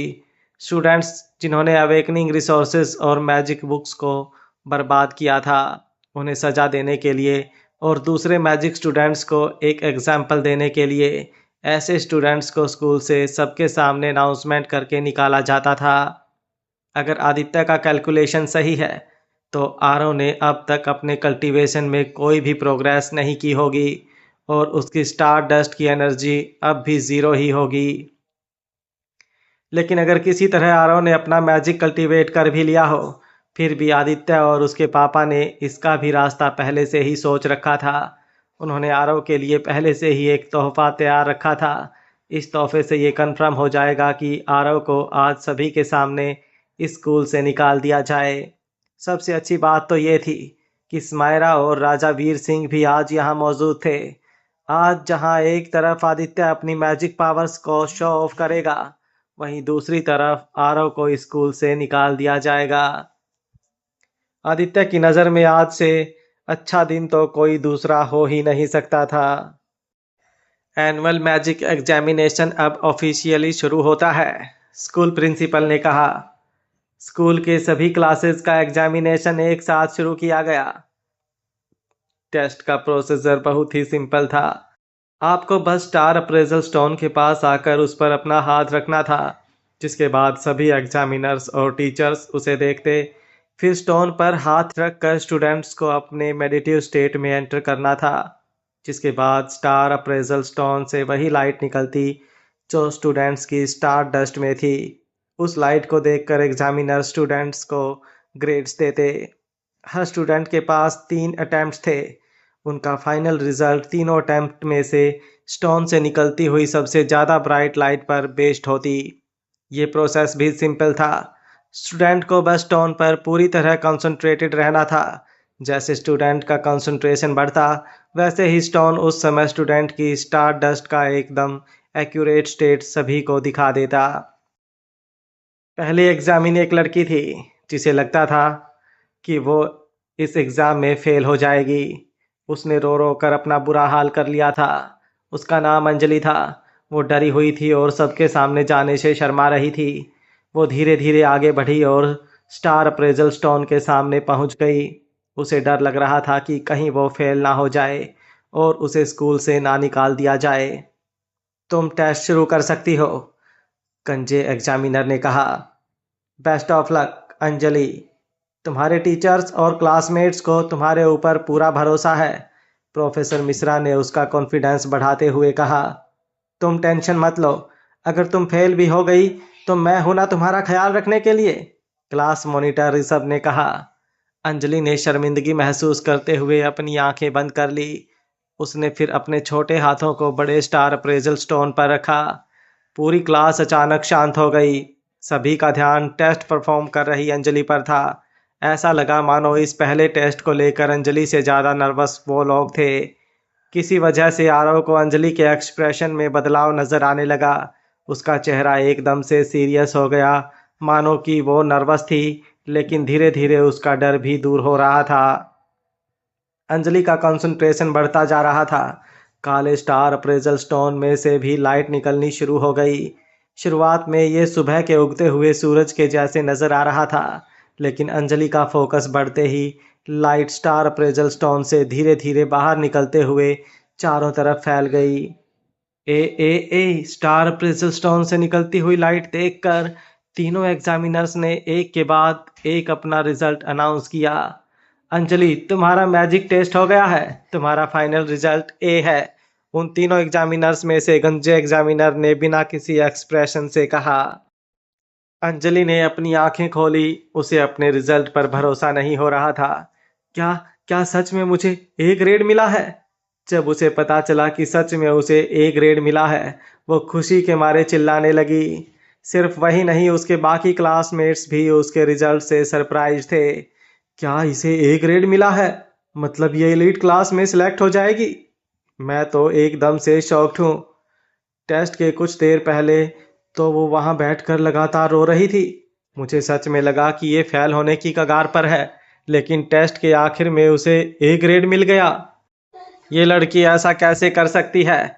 आज के बाद मैं कभी भी इसकी बातों में नहीं आने वाला। फाइनल रिजल्ट आने के बाद क्लास मॉनिटर ऋषभ बहुत बड़े शौक में था। क्लास टीचर प्रोफेसर मिश्रा का एक्सप्रेशन तो एकदम नॉर्मल था, लेकिन उन्हें भी भरोसा नहीं हो रहा था कि उस रोती हुई लड़की को ए ग्रेड मिल गया था। लेकिन ये तो उनकी क्लास के लिए अच्छी ही बात थी, और वो इससे खुश भी थे। अभी हर क्लास के सारे स्टूडेंट्स के ग्रेड्स को ऐड किया जाना और फिर एक एवरेज स्कोर निकालना बाकी था। प्रोफेसर मिश्रा को उम्मीद थी कि उनकी क्लास टॉप 3 में ज़रूर आएगी। उनके लिए सबसे बड़ा कंपटीशन था उनकी बगल वाली क्लास, क्लास एफ। इस स्कूल का सबसे होनहार माना जाने वाला समनिंग स्टूडेंट विराट था, लेकिन प्रोफेसर मिश्रा को पूरा भरोसा था आदित्य, जो उनकी क्लास का नंबर 1 स्टूडेंट है, वो विराट से कम नहीं था। अंजलि, क्या तुम अगला टेस्ट भी देना चाहती हो? गंजे एग्जामिनर ने अंजलि को देखते हुए पूछा। अंजलि ने हड़बड़ी में अपना सिर हिलाया और कहा, सर मैं अभी सिर्फ अपने 6 स्टार्स को ही कंट्रोल कर पाती हूँ, इसलिए मैं अगला टेस्ट नहीं दूंगी। अगर ऐसा है तो फिर ठीक है, हम तुम्हारे बाकी टीचर्स को डिसाइड करने देंगे कि तुम्हें कौन सी क्लास में रखा जाएगा, गंजे एग्जामिनर ने कहा। Thank you sir. अंजलि खुश होकर वापस चली गई। वो अपनी खुशी को अपने दोस्तों के साथ बांटना चाहती थी। हालांकि उसने देखा कि उसके दोस्त उससे 1 मीटर दूर खड़े थे। मैंने तो कुछ भी गलत नहीं किया, मेरे ग्रेड्स भी काफ़ी अच्छे थे, फिर क्या हो गया इन लोगों को? अंजलि उलझन में थी, उसे कुछ समझ में नहीं आया। नेक्स्ट लकी, एग्जामिनर ने नाम अनाउंस करते हुए कहा। लकी अचानक अपना नाम सुनकर सरप्राइज्ड हो गया था। उसने नहीं सोचा था कि उसकी बारी इतनी जल्दी आ जाएगी। आरव भाई, मैं टेस्ट देने जा रहा हूँ, लकी ने आरव से कहा। अपना बेस्ट परफॉर्मेंस देना और शांत रहना, वहां जाकर नर्वस मत हो जाना, आरव ने जवाब दिया। तुम्हें दूसरे लोगों की तरह सलाह नहीं देनी चाहिए, तुम तो खुद आज स्कूल से निकाले जाने वाले हो, हरमन ने आरव को ताना मारते हुए कहा। आरव को समझ नहीं आ रहा था ये हरमन आज हाथ धोकर उसके पीछे क्यों पड़ गया था। क्या ये आज पूरे दिन इसी तरह मुझे परेशान करेगा? आरव ने एक गहरी सांस लेते हुए मन ही मन सोचा। लकी ने जाने से पहले प्रोफेसर मिश्रा और अपनी प्रैक्टिकल टीचर मिस मीरा की ओर देखा। वो कुछ डरा हुआ नजर आ रहा था। लकी, तुम अपना बेस्ट परफॉर्मेंस देना, टीचर को तुम पर पूरा भरोसा है, प्रैक्टिकल टीचर मिस मीरा ने कहा। लकी ने उनकी बात सुनकर अपना सिर हिलाया और स्टार अप्रेजल स्टोन के पास जाकर खड़ा हो गया। अपनी आंखें बंद कर स्टार अप्रेजल स्टोन पर अपने हाथ रखे और धीरे धीरे एक ब्रीदिंग रिदम बनाने लगा।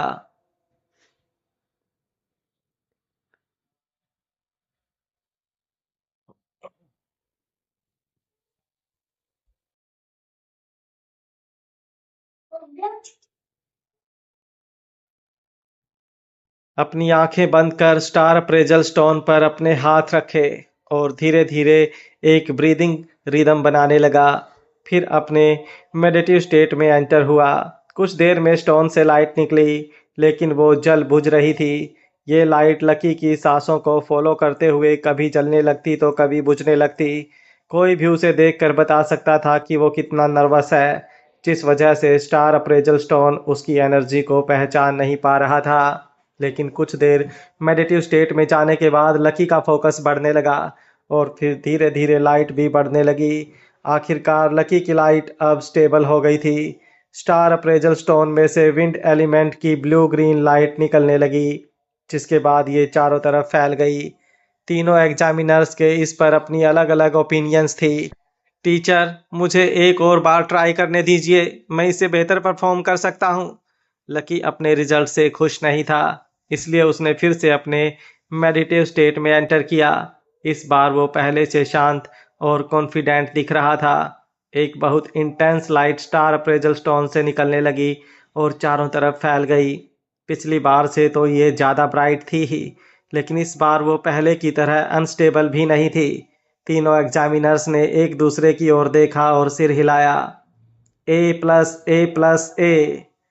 फाइनल रिजल्ट है ए प्लस।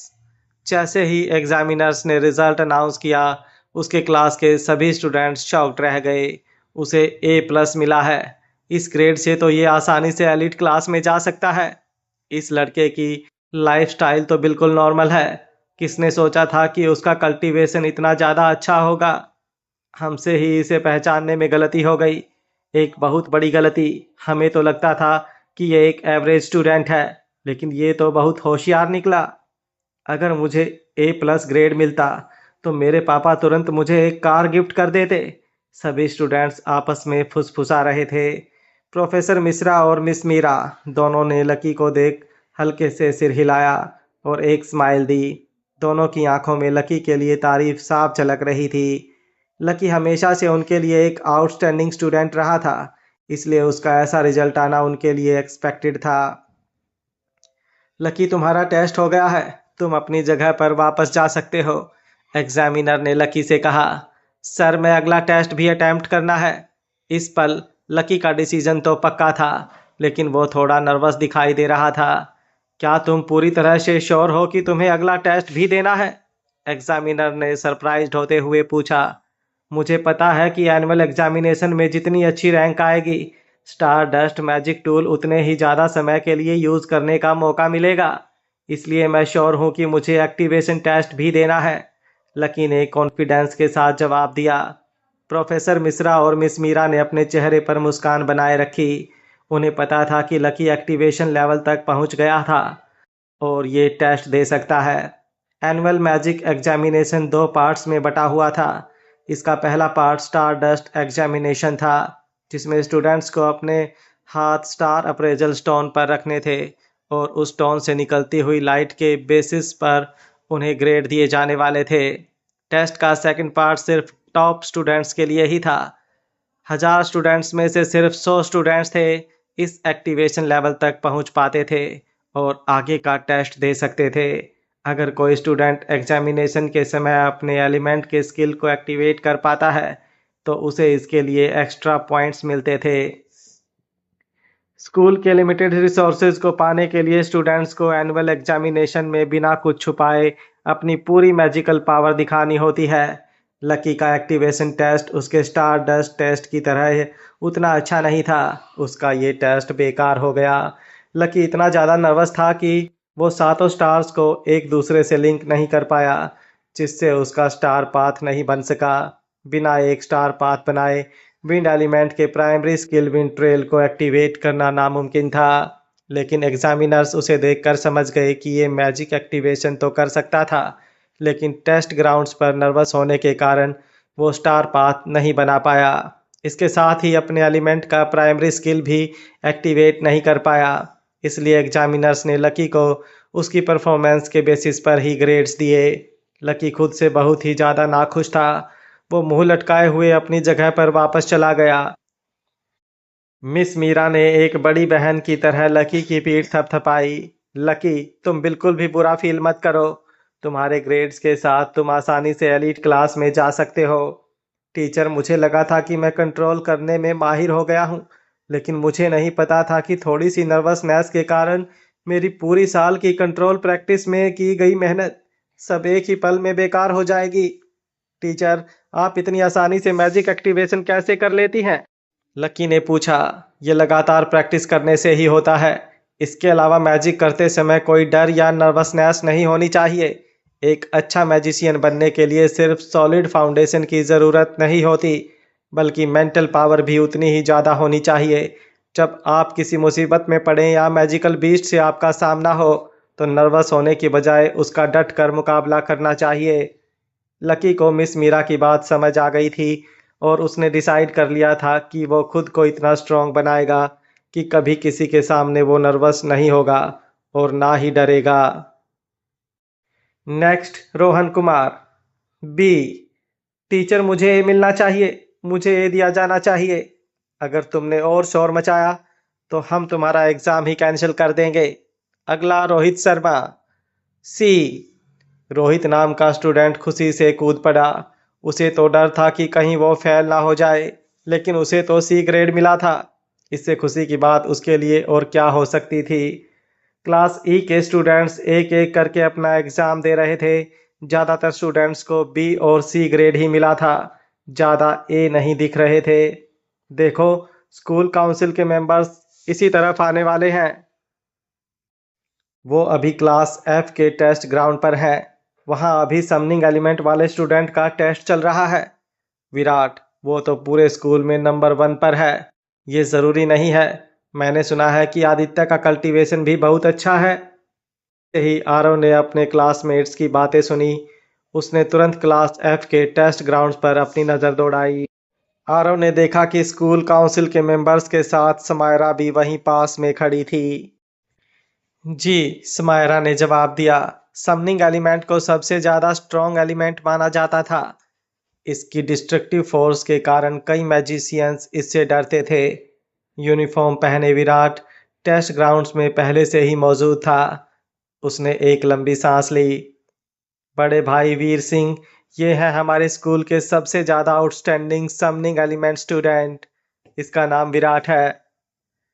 जब इसने 1 साल पहले अपना लाइटनिंग एलिमेंट अवेकन किया था, तब से मैंने प्रिंसिपल होने के नाते इस पर खास ध्यान देना शुरू किया। ये अभी एक्टिवेशन टेस्ट परफॉर्म कर रहा है। क्या आप देखना चाहेंगे? मैजिक हाई के प्रिंसिपल ने राजा वीर सिंह से कहा। प्रिंसिपल राजा वीर सिंह से बेहद तमीज़ और इज्जत से पेश आ रहे थे, इसलिए ये साफ था कि राजा वीर सिंह का स्टेटस इस शहर में बहुत हाई है। स्मायरा, क्यों ना तुम स्टूडेंट की परफॉर्मेंस को देखो। जी पिताजी, स्मायरा ने जवाब दिया। समनिंग एलिमेंट सभी एलिमेंट में सबसे स्ट्रॉन्ग एलिमेंट माना जाता है। ये भले ही एक अस्टेबल एलिमेंट है, लेकिन अगर आपके पास एक स्ट्रॉन्ग बीस्ट हो तो आप अपने ही लेवल के 10 मैजिशियंस के साथ अकेले लड़ सकते हो। एग्जामिनेशन ग्राउंड्स में विराट, जो स्कूल यूनिफॉर्म पहने हुए था, पहले से ही वहाँ था। उसने अपनी ब्रीदिंग एडजस्ट की, साथ ही पूरे स्कूल के स्टूडेंट्स और टीचर्स को इग्नोर करते हुए फोकस करने की कोशिश की। जब से वो स्कूल में आया था, तब से वो सभी के डिस्कशन का हॉट टॉपिक बना हुआ था। और तो और इन सभी स्टूडेंट्स की वजह से ही उसने लगातार प्रैक्टिस की थी। विराट के आसपास एक चांद की तरह का स्टार पाथ बनने लगा था, जिसने स्पेस में दरार लाना भी शुरू कर दिया था। तभी दरार से धीरे धीरे एक सिर बाहर निकला। ये भी एक स्पिरिट वुल्फ ही था, लेकिन ये आरव के स्पिरिट वुल्फ से छोटा दिखता था। इसकी हाइट इंसान से सिर्फ थोड़ी सी बड़ी थी। इसके मुकाबले आरव का वुल्फ इंसानों से 3 गुना ज़्यादा बड़ा था। इसके अभी ब्लू फर भी नहीं आए थे और ना ही इसके भयानक बड़े दांत थे, जिस वजह से ये डरावना दिखने की बजाय अपने ब्लू चमकते हुए आंखों की वजह से क्यूट दिखता था। हे भगवान, क्या वो एक मैजिकल बीस्ट है? एक लड़के ने चिल्लाते हुए कहा, जिसने अपनी पूरी लाइफ में पहली बार एक मैजिकल बीस्ट देखा था। हर किसी की नज़रें अब क्लास एफ के टेस्ट ग्राउंड्स पर थी। लेकिन मैंने तो पढ़ा है मैजिकल बीस्ट इंसानों से करीब 3 से 4 गुना बड़े होते हैं और दिखने में भी डरावने लगते हैं, है ना? ये एक समंड बीस्ट है। ये कोई हमारी दुनिया का बीस्ट नहीं है। अगर होता तो यहाँ शांति नहीं होती, बल्कि ये सब पर हमले कर उन्हें मार रहा होता। इसे विराट ने अपने कंट्रोल में कर रखा है और ये समंड बीस्ट की दुनिया से आया है। ये एक समनर की किस्मत पर निर्भर करता है कि वो समंड बीस्ट की दुनिया से कौन सा बीस्ट अपनी दुनिया में ला पाता है। लेकिन शायद विराट के टैलेंटेड होने और उसकी कड़ी मेहनत से की गई कल्टीवेशन के बावजूद भी उसकी किस्मत अच्छी नहीं थी। प्रोफेसर मिश्रा ने सभी स्टूडेंट्स को समझाते हुए कहा। उन्हें क्लास एफ के टीचर से अब भी जलन होती थी कि उन्हें एक समनर स्टूडेंट मिला है। मेरी कमांड सुनो और उस पपेट के टुकड़े टुकड़े कर दो। बीस्ट ने अपने मालिक की कमांड पाते ही उस इंसान जैसे दिखने वाले पपेट की ओर अपनी नजरें घुमाई, जो उससे 100 मीटर दूर खड़ा था। जिसके बाद वो कार जितनी स्पीड से उस पपेट के पास चंद सेकंड में पहुंच गया। उस बीस्ट ने तुरंत पूरे एग्जाम ग्राउंड्स का ध्यान अपनी ओर खींच लिया। एलीट स्टूडेंट्स जो अपना स्किल एक्टिवेट कर सकते थे, वो भी इस स्पीड को देख गहरी सांस लेने लगे। बाप रे बाप, इस बीस्ट की स्पीड तो किसी भी विंड एलिमेंट यूजर से कम नहीं है। पपेट के पास पहुंचते ही स्पिरिट वुल्फ ने अपने स्टील के जैसे और धारदार तलवार की तरह शार्प पंजों से उस पपेट के टुकड़े टुकड़े कर दिए। अब वहां सिर्फ उस पपेट के पुर्जे जमीन पर यहां वहां गिरे हुए थे। आऊ, पूरे टेस्ट ग्राउंड्स पर सन्नाटा छा गया। वो ये सोचे बगैर रह नहीं पाए कि अगर वहां उस पपेट की जगह वो होते तो उनका क्या हाल होता। हे भगवान, कौन परवाह करता है विंड ट्रेल की, कौन परवाह करता है वाटर बैरियर की, क्या फायर ब्रस्ट, ये सब कमजोर हैं इस मैजिकल बीस्ट की पावर के सामने। समनिंग एलिमेंट कुछ ऐसा था जिसकी बाकी एलिमेंट्स के साथ तुलना नहीं की जा सकती थी। उसने सीधे पपेट के टुकड़े टुकड़े कर दिए। ये एक बहुत भयानक शक्ति थी। अगर कोई इंसान वहां खड़ा होता तो वो तुरंत उसके शार्प पंजों की वजह से मारा जाता। जैसे ही विराट ने अपना रिजल्ट देखा, उसके चेहरे पर एक मुस्कान आ गई। विराट, तुमने समनिंग एलिमेंट तो अवेकन कर लिया है, लेकिन अब भी तुम्हारा बीस्ट बहुत कमजोर है।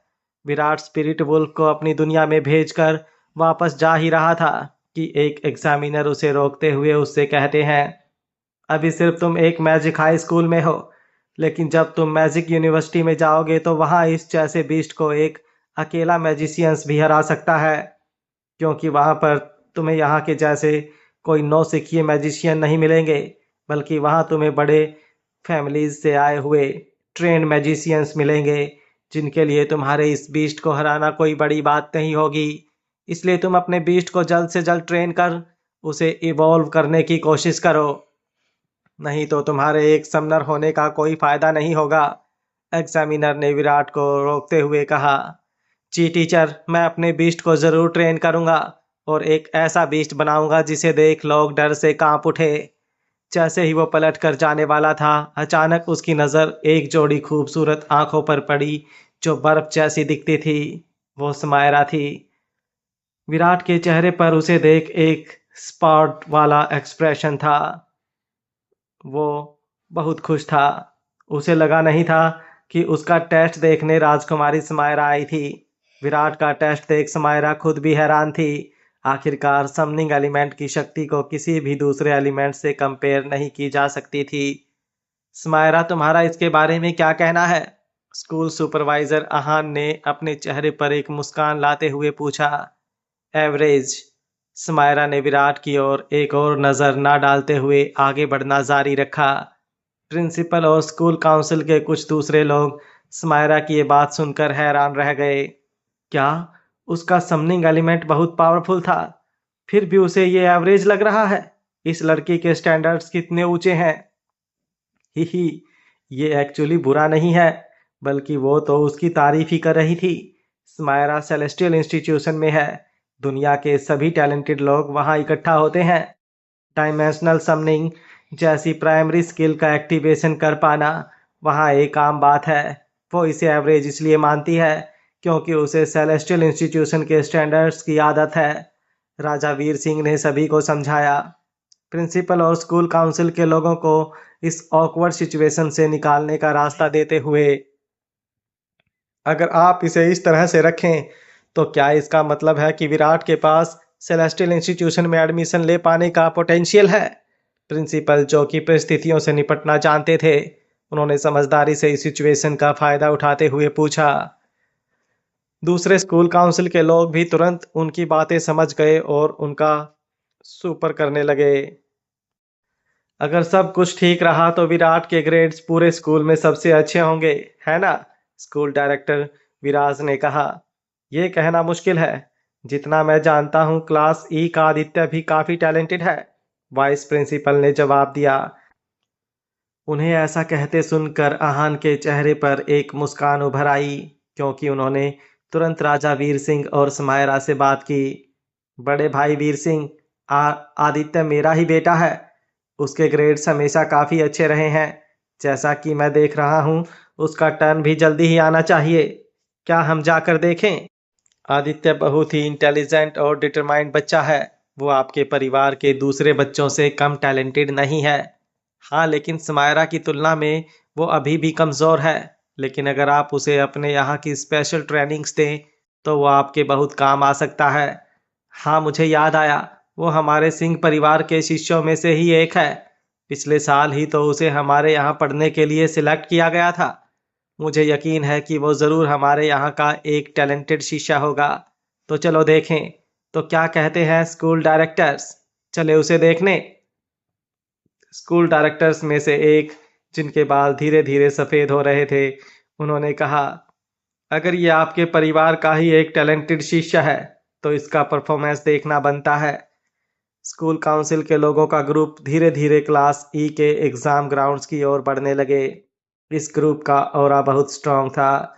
स्टूडेंट्स की नज़र में स्कूल डायरेक्टर्स का यहाँ मौजूद होना तो एक आम बात थी, लेकिन समायरा, जो उनकी ही उम्र की एक टैलेंटेड लड़की थी, और उसका वहाँ होना एक बहुत बड़ी बात थी।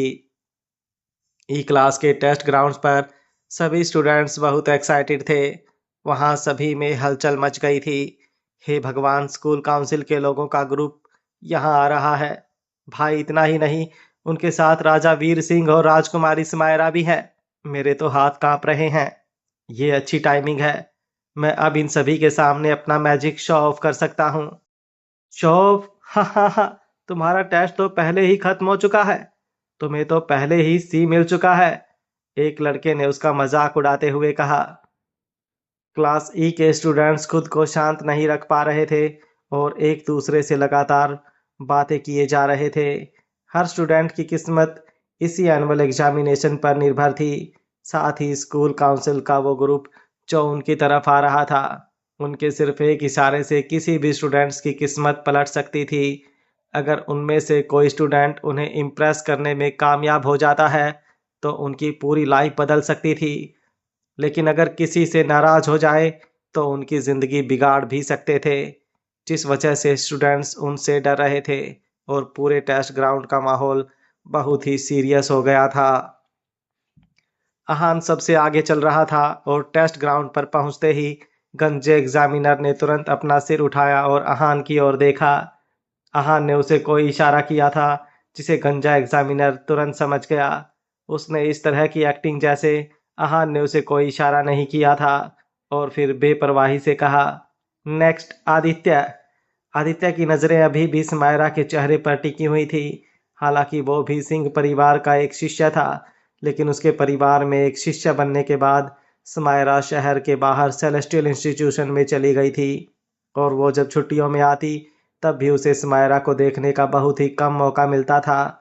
उसे उसके जैसी नॉर्मल ट्रेनिंग नहीं दी जाती थी, बल्कि उसे सिंह फैमिली की स्पेशल ट्रेनिंग्स मिलती थी, जिसे सिंह परिवार के बस कुछ गिने चुने लोगों को ही मिलती थी। आदित्य बेटा, अब तुम्हारी बारी है टेस्ट देने की। अहान ने खांसते हुए आदित्य को उसके ख्यालों से निकालते हुए कहा। तब जाकर आदित्य को होश आया। वो भला क्या कर सकता था? वो समायरा को कई सालों से पसंद करता था। उसने सोच लिया था कि अगर उसके लिए समायरा को हासिल कर पाना नामुमकिन है तो वो उस आरव को भी समायरा के आसपास भटकने नहीं देगा। ये उसके पूरे साल की मेहनत को साबित करने का समय था। स्कूल काउंसिल के लोगों को और राजा वीर सिंह को ग्रीट करते हुए आगे बढ़ गया। वो इसका लंबे समय से इंतजार कर रहा था। आदित्य ने गहरी सांस ली। उसके लिए राजा वीर सिंह और समायरा का अटेंशन पाने का यही सही मौका था। इस मौके को पाने का सपना वो कई सालों से देख रहा था और आज वो दिन था जब ये सच होने वाले थे। जैसे ही उसने अपना हाथ स्टार अप्रेजल स्टोन पर रखा, आदित्य ने अपने जोरों से दहकते दिल को शांत किया। इस दिन के लिए आदित्य ने कई महीनों तक प्रैक्टिस की थी। भले ही वो बहुत ज़्यादा एक्साइटेड और नर्वस महसूस कर रहा था, उसने अपने पिछले ट्रेनिंग्स पर भरोसा करके प्रॉपर और स्टेबल मेडिटेशन करनी शुरू की और उसने धीरे धीरे कर मेडिटेशन स्टेट में एंटर किया। नीली और लाल कलर की फ्लेम्स जल्दी से स्टार अप्रेजल स्टोन के ऊपर दिखाई देने लगी और आसपास के एरिया को कवर कर लिया। ये फायर फ्लेम्स इतनी स्ट्रांग थी कि ये स्टार अप्रेजल स्टोन से ओवरफ्लो कर रही थी और आदित्य को भी उसके चेहरे पर गर्मी महसूस होने लगी। सभी टीचर्स और स्टूडेंट्स ने इस नज़ारे को हिप्नोटाइज्ड होकर देखा। उन्हें देखकर ऐसा लग रहा था जैसे किसी ने उन्हें फ्रीज कर दिया हो। आदित्य की fire flames star appraisal stone से ओवरफ्लो कर रही थी। ये शायद पहली बार था जब उन्होंने एग्जाम्स के दौरान ऐसा होते देखा था। अभी तक किसी भी स्टूडेंट्स की पावर स्टोन से ओवरफ्लो नहीं हो रही थी, यहाँ तक कि विराट की भी नहीं। उसकी पावर्स भी आदित्य से कम थी। S S S. तीनों एग्जामिनर्स ने तुरंत अपने ग्रेड्स अनाउंस किए और सभी एस थे। मुझे याद है कि विराट के पास पहले 2 एस और 1 ए था, है ना? इसका मतलब ये है कि आदित्य की स्टार डस्ट विराट की स्टार डस्ट से ज़्यादा स्ट्रांग है, आहान ने तुरंत कहा। इस समय प्रोफेसर मिश्रा इस नज़ारे को देख हैरान थे। इस लड़के आदित्य ने अभी तक अपनी असली पावर्स छुपा कर रखी थी क्या? ये आहान का बेटा है, जिस वजह से इसका टैलेंटेड होना एक आम बात है, लेकिन 1 एस तक तो ठीक था। मैंने कभी नहीं सोचा था कि इसे 3 एस मिलेंगे, प्रोफेसर मिश्रा ने मन ही मन सोचा। आदित्य, क्योंकि तुम्हें 3 एस मिले हैं, इसलिए तुम्हारा फाइनल रिजल्ट भी एस ही है, और ये बिना किसी शक के पूरे स्टारलाइट मैजिक स्कूल के सबसे अच्छे ग्रेड्स थे। वाह, आदित्य बहुत अमेजिंग है। उसे अनएक्सपेक्टेडली 3 एस मिले। इस ग्रेड से तो उस एफ क्लास वाले विराट का तो रिकॉर्ड ही टूट गया। अब तो आदित्य ही पूरे स्कूल में नंबर 1 के टाइटल का हकदार होगा। मैंने कभी सोचा भी नहीं था। आदित्य, तुम बहुत ही ज़्यादा अमेजिंग हो। कुछ लड़कियां तो आदित्य का टेस्ट देखने के बाद उसके लिए पागल ही हो गई थी। आदित्य दिखने में भी बहुत हैंडसम था और उसके ग्रेड्स तो पहले से ही बहुत अच्छे थे। इस समय वो सभी लड़कियों के दिलों का राजकुमार बन चुका था। बड़े भाई वीर सिंह, क्या लगता है? आहान ने खुश होते हुए राजा वीर सिंह से पूछा, जो उनके बगल में थे। नॉट बैड, राजा वीर सिंह ने बस इतना कहा और शांत हो गए। हालांकि स्मायरा ने अब तक एक शब्द भी नहीं कहा था। स्मायरा को बिल्कुल भी रिएक्ट ना करता देख आदित्य को पता था कि स्मायरा की नज़र में 3 एस मिलना कुछ ज़्यादा इम्प्रेसिव नहीं था। अब एक्टिवेशन टेस्ट होना था। यही सही मौका था उसे अपनी स्ट्रेंथ का शो ऑफ करने का। आदित्य ने मुड़कर एग्जाम ग्राउंड्स के बीचों बीच जाना शुरू किया। अरे देखो, आदित्य एक्टिवेशन टेस्ट भी देने जा रहा है। इसका मतलब उसने अपने सातों स्टार्स को कंट्रोल करना सीख लिया है। मैं आदित्य के फायर एलिमेंट का प्राइमरी स्किल देखने के लिए अब और इंतजार नहीं कर सकता। जब सभी स्टूडेंट्स बातें कर रहे थे, आदित्य ने उस इंसान जैसे दिखने वाले पपेट पर अपना फोकस जमा लिया था। स्टार डस्ट टेस्ट सिर्फ एक बेसिक टेस्ट था, लेकिन जिन्हें एलीट क्लास में जाना था उनके लिए असली टेस्ट एक्टिवेशन टेस्ट ही था। आज मैं इतना अच्छा परफॉर्म करूंगा कि स्मायरा और राजा वीर सिंह दोनों ही मुझसे इम्प्रेस हो जाएंगे। आदित्य ने अपनी आंखें बंद की और जादुई मंत्र पढ़ना शुरू कर दिया। आदित्य ने स्किलफुली 7 फायर एलिमेंट स्टार्स को एक दूसरे से लिंक किया और एक स्टार पाथ बना लिया।